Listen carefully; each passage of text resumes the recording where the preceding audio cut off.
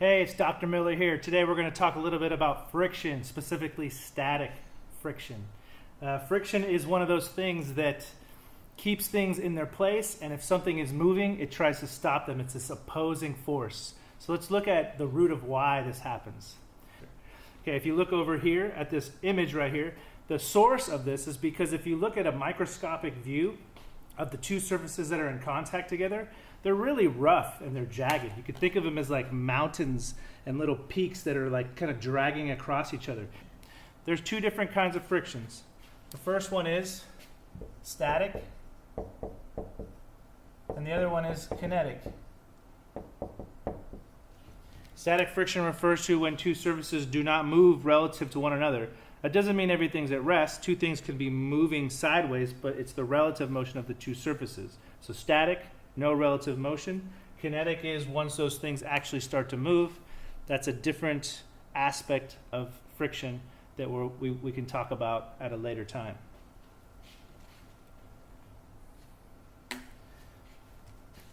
What does this force of static friction depend on? Number one, it's parallel to the surfaces that are in contact with each other. If I have a book on the surface and I have its weight force, the table pushes back up on the book with a normal force, and any friction that is going to be present is going to be in this parallel direction. Also, it's going to be opposite the direction that it moves. Even if it's not something that is moving, in the case of static friction, it'd be the direction that it would move. So if I apply a force to the right,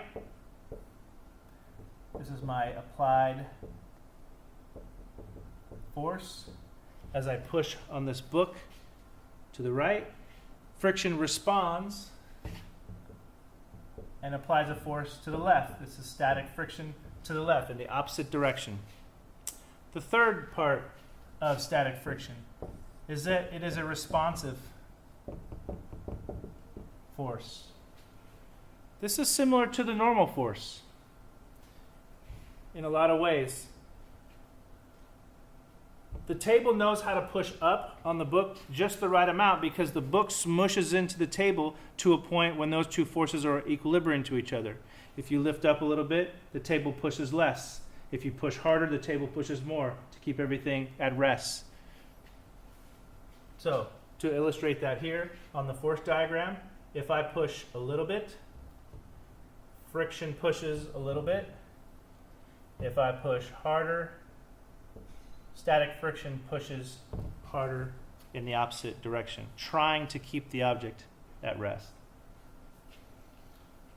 It doesn't last forever though, because I can push a little, I can push harder, harder. Eventually, the book moves. So there's a maximum level of static friction that happens. Let's talk about what that is dependent on. Our expression for static friction is going to be the force of static friction. There's an inequality is less than or equal to something we're going to call the coefficient of static friction, represented by the Greek letter mu.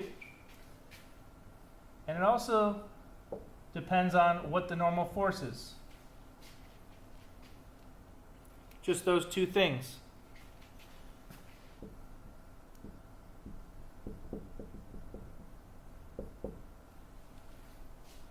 If I somehow increase the normal force on this book by pushing down and into the table as I try to push it, I actually have to push a little bit harder because I just made this value bigger, making this value bigger. Now this is an inequality. What we can do so we actually have an equality is we want to know what the max static friction is. How do we get this? So we can say the max value, when it's actually equal, is equal to the coefficient of static friction times the normal force, like that. How do we get this number? some relative numbers to throw out there. If you have rubber on dry concrete,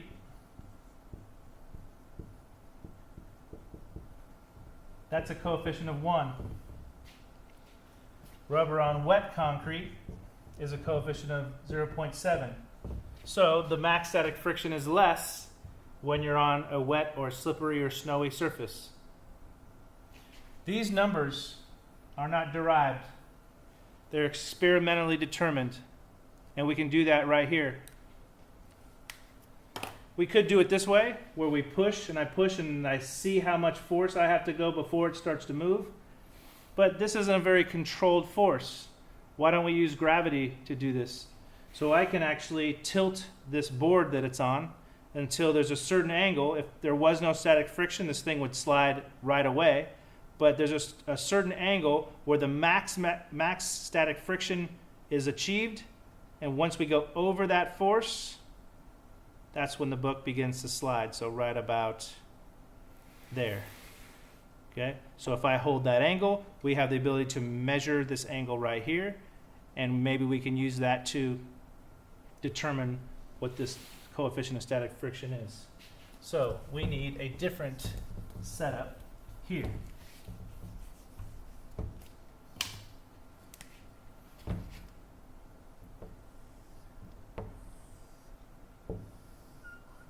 Here's my book at the top of the incline. Here I have mass times acceleration due to gravity towards the center of mass of the Earth. My normal force is still perpendicular to these two surfaces. And we have a frictional force keeping it here because everything is at rest. Acceleration is 0 and velocity is 0. It opposes the motion while everything's at rest, but it would move down the plane. So the frictional force is up the plane, or the incline, in that direction, holding it there. Let's break this into components. We have our parallel direction and our perpendicular direction. The sum of the forces in the parallel direction is 0, and the sum of the forces in the perpendicular direction is also 0, which means that we need to break this into components of those dimensions. So I have my normal force, that's okay. I have my frictional force, static friction, that's okay. But my gravity force is going to be broken into down the plane. This is mg sine theta. My component of gravity into the plane, or perpendicular to the incline, is mg cosine theta. And now we can plug this into Newton's second law here. So in the parallel direction, we know that mg sine theta minus the force of friction equals 0. And in the perpendicular direction, we know that mg cosine theta plus the normal force is 0. We have an expression for this. Remember, this was the force of static friction max equals the coefficient of static friction times the normal force. So we can substitute that in here. We have mg sine theta, coefficient of static friction, normal force equals 0. Well, we don't know what the normal force is, so we can get that from this equation. The normal force is equal to mg cosine theta. That can be substituted in here.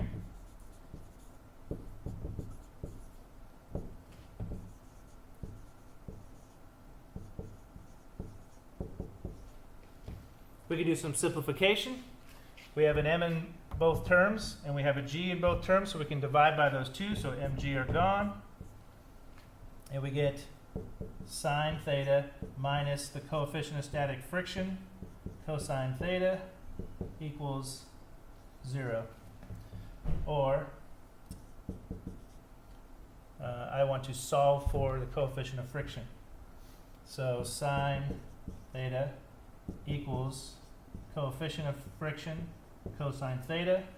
Divide both sides by cosine theta, and I get sine theta over cosine theta. With trig, we can simplify that to coefficient of static friction is the tangent of the max angle that you can get it to. And this is our expression for experimentally determining what this number is for these two surfaces, this book and this nicely sanded piece of wood. Let's see what angle we get. So about right